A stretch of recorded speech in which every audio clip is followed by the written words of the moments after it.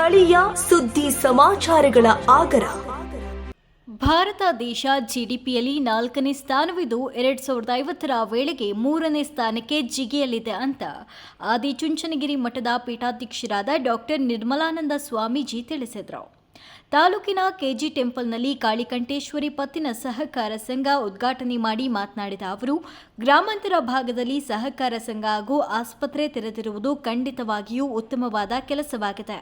ಅಮೆರಿಕಾದಂತಹ ದೇಶಗಳು ನಮ್ಮ ದೇಶದ ಮೇಲೆ ಸವಾರಿ ಮಾಡಲು ಕಾರಣವೇ ಆರ್ಥಿಕವಾಗಿ ಅಭಿವೃದ್ಧಿಯಾಗಿರುವುದು.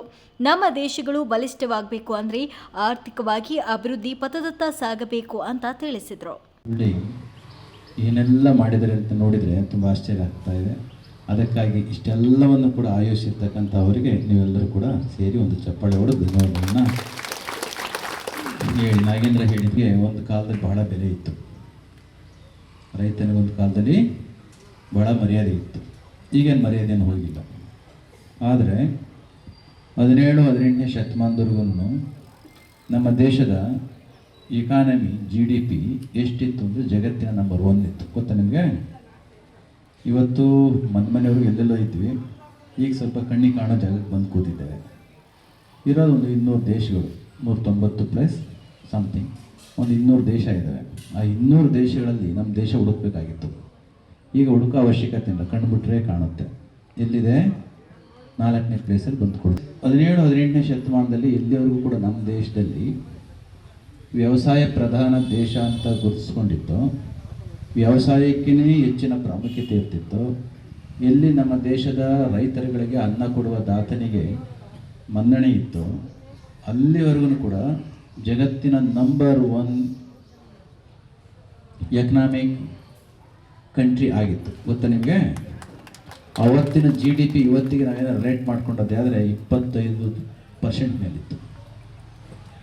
Got it? ಇಂತಹದೊಂದು ದೇಶ ಕಾಲ ಕಳೆದಾಗೆ ನಮ್ಮ ಬ್ರಿಟಿಷ್ನವ್ರು ಬಂದು ಬಿಟ್ಟೋಗೋದ್ರೊಳಗಡೆ ತುಂಬ ಕೆಳಸ್ಥಿತಿ ಬಂದುಬಿಟ್ಟಿದ್ವಿ. ಯಾವಾಗ ಮಳೆ ಬರುತ್ತೋ ಯಾವಾಗ ಹೋಗುತ್ತೋ ಗೊತ್ತಿಲ್ಲ. ಬಾಬಾ ಮಳೆರಾಯ ಅಂತ ಕರಿತೀವಿ, ಬರೋದಿಲ್ಲ.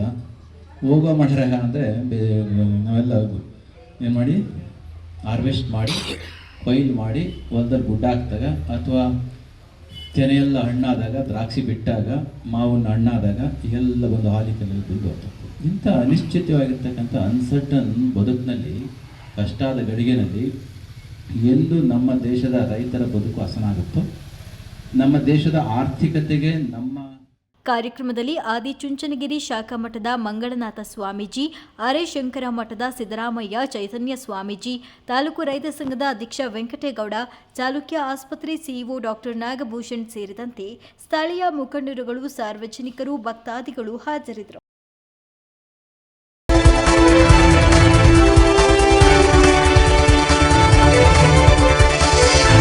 A1 TV ನ್ಯೂಸ್, ಸ್ಥಳೀಯ ಸುದ್ದಿ ಸಮಾಚಾರಗಳ ಆಗರ.